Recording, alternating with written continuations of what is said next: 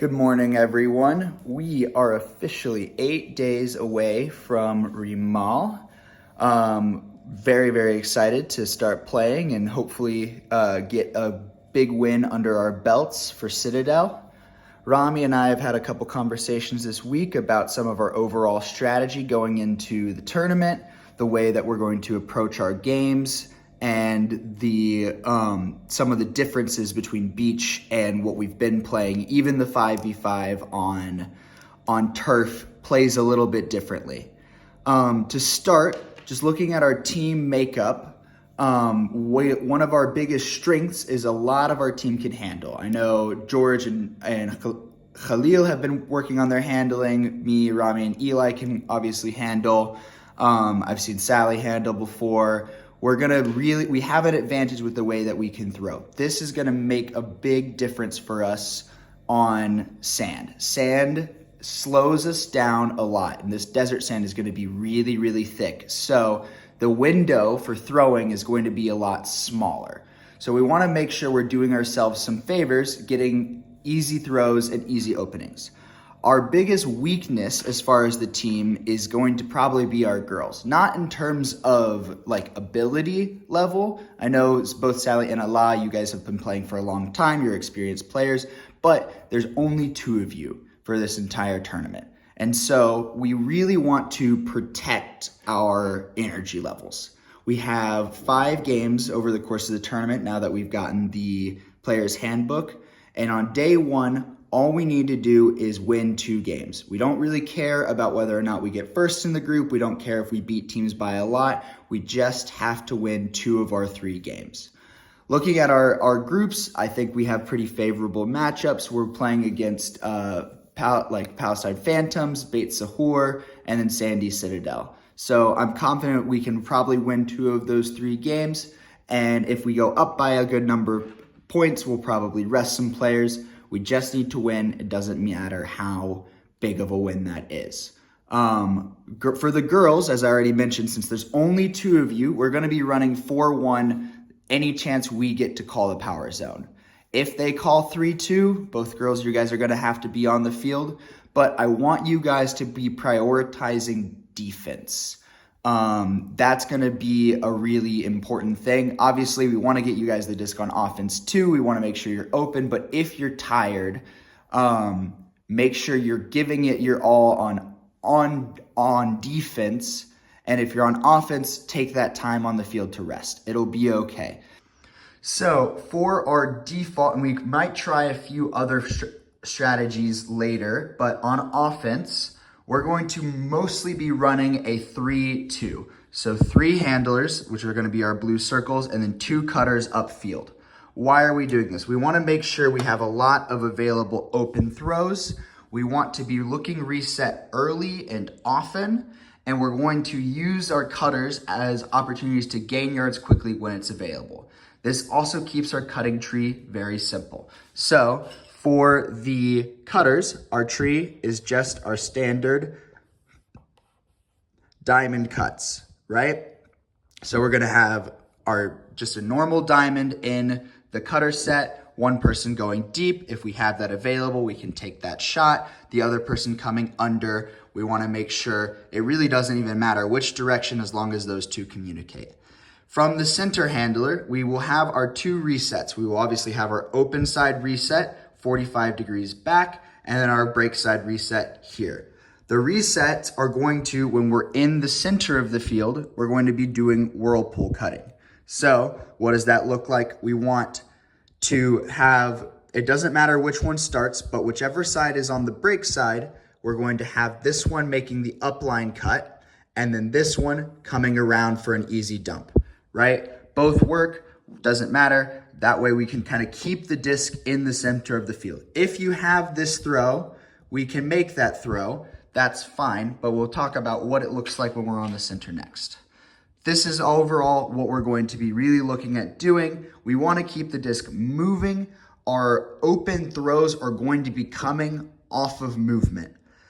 The most challenging part of running in sand that doesn't exist on turf is difficulty turning 180 degrees.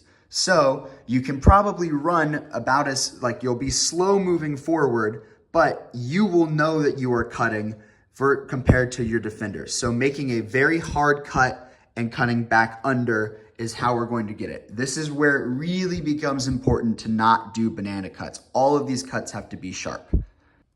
So the next important time is when we are on the sideline.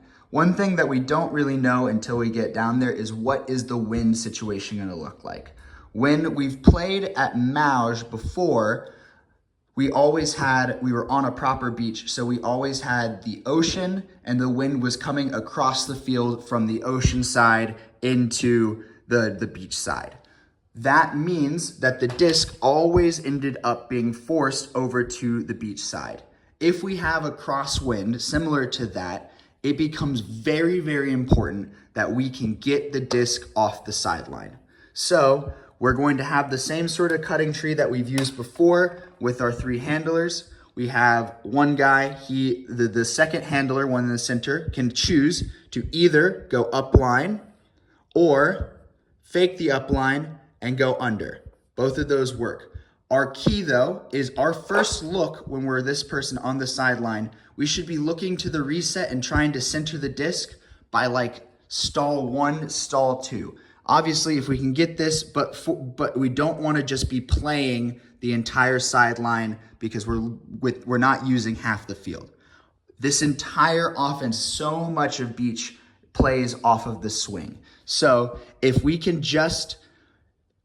have to do these initiation cuts, and then obviously the second person follows in and does the opposite. So if this one goes up line, then this person cuts and is the around. If this one goes around, this one cuts and goes up line.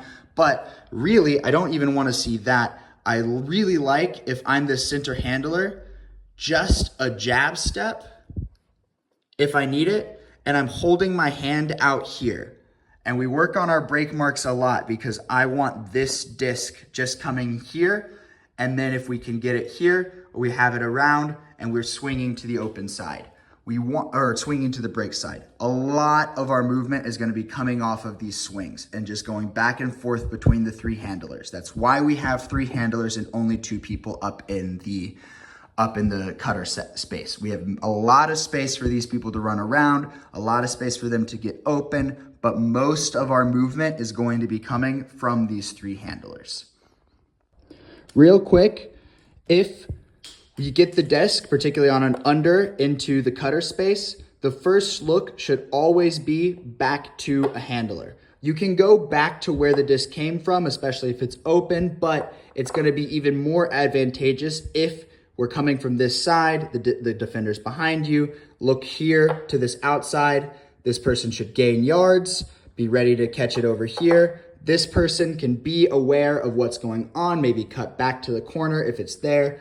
After you get rid of the disc, you can go back up line to finish your diamond and catch an up line here. There's a lot of different moves we can have, but always catch it and look dump immediately. If this gets cut off, that's fine. We have swings, we have resets. You swing it back this direction, this person's coming back under, it can go over here. There's a lot of different moves, but if the disc keeps moving, we'll find openings.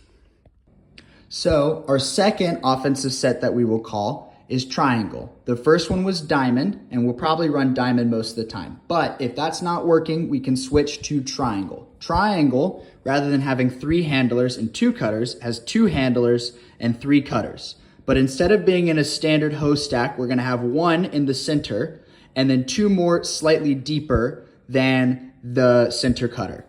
What we're going to be doing is we want the person in this corner on the open side, and this one matters, where the diamond you can go either direction, but this one, we want to make sure that the person on the open side is cutting back towards the center, right? And they're trying to get it more or less here. This one is cutting across, filling that space, so we have a longer put over to this side if we need it. The third one is going to clear out to this direction. So if we want to, we can put it over the top to this side, or we can even put it over the top in the middle and this person can run onto it. But we're always running this regardless of whether or not we're in the center or on the sideline. On the sideline, it doesn't change much either because we're looking for this break throw. We've got this one on the sideline, and we've got a big hammer over the top if we need it.